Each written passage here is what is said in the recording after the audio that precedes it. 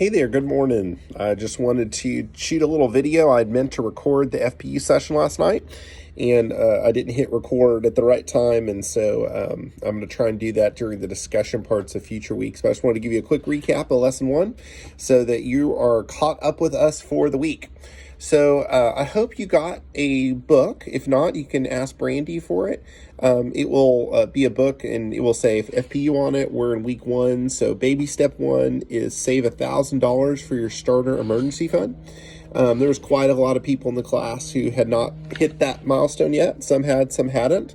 And that's where Dave Ramsey says you want to start. You want to start with an emergency fund so that when emergencies happen, we're not going to the credit card, we're hitting that thing. And I do encourage you, if you haven't watched the video yet, you'll get the most out of this class if you watch the whole hour-long video. So go to your Ramsey Plus account on your smartphone. You can do it in the car. You can do it sitting at home. I encouraged everyone in the class, schedule time every week that's not on a Wednesday night with your spouse or a friend, an accountability partner, to go through the lesson and then also do the action steps from the previous week.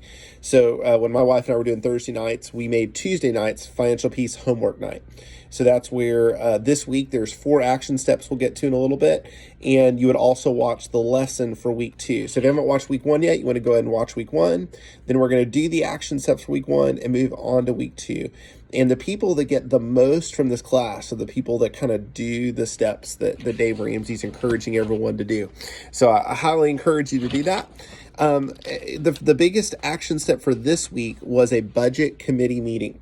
So there was a fun little exercise on page 18 of your book, and it's the Nerd and Free Spirit quiz. So I don't know if you're a nerd or a free spirit or somewhere in the middle, but you take that quiz on page 18, and it's going to help you know what to expect from this budget committee meeting, because there's different rules whether you're a nerd or whether you're a free spirit. So the rules of the budget committee meeting are: for the nerd, create the budget, and then thank the free spirit for being there. And then number 3, show the budget to the free spirit, then be quiet. So that's what the nerd is supposed to do. You're supposed to create it, then thank the free spirit for showing up, and then being quiet. The rules for the free spirit is they're supposed to show up. They can't just say, you figure it out. They're supposed to be realistic and don't use the phrase whatever you think. And they're supposed to have an opinion and change something in the budget. So the goal of the budget process is to create what's called a zero-based budget. That's where every dollar that comes in, we have a plan for that dollar. And there's some worksheets on page 20 and 21. I'm encouraging everyone to use the Every Dollar app. So when you log into Ramsey Plus, there's a budget button at the top. And if you will click that budget button, it will take you to Every Dollar. And Every Dollar is a website and an app that allows you to budget everything, and it will connect to your bank account. So it'll pull in your transactions as you're spending money all week long, and allow you to categorize what's food, what's gas, what's mortgage, and you just drag all the transactions and help you know if your plan for your budget is matching reality.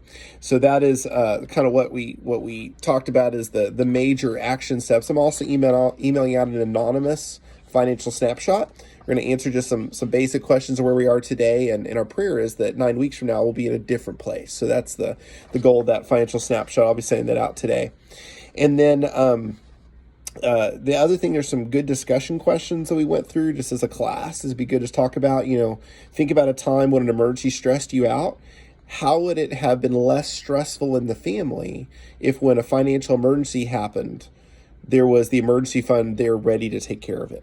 And so thinking about the whys are we doing this class, so we will lower the stress in the family, so that we will lower the conflict around finances. We talked about what are some categories that might bust your budget. I had mentioned how, so one person said food would bust the budget, and that's a common one. I mentioned that I think we can be too restrictive on the food budget and make it where it's impossible to be successful there. You go to the store and you're like, I think my kids need carrots. Well, that's not in the budget. All we have is rice and beans. And so I during our process last fall, we actually raised our food budget a little bit so that my wife could buy things that were healthy and not feel like she was a failure every week. So that's kind of different. We're going through different categories. One person mentioned utilities because those fluctuate month to month. One person mentioned, car repairs. There's different things that can bust the budget. So that's where thinking about those things and are we being realistic and what can we do to keep those categories under control. One of the tips that I gave that when we did this together is there's a restaurant budget.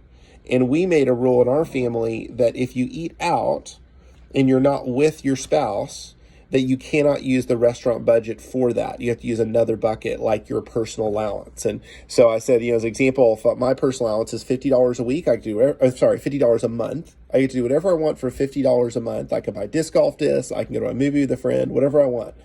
But when the $50 is gone the month, then I can't do whatever I want. So if I don't pack a lunch and I come to work and I get really hungry and I go to McDonald's, then that needs to come out of my personal allowance, not the restaurant bucket. And so there's different things like that as you talk through your budget with your wife. What makes sense, what feels fair to each other, how do we get to a good place there. So there's a lot of good resources in the book starting on page 24 of a powerful zero-based budget. I encourage you as you guys work together, if you don't have one of those, go and build that out in every dollar this week.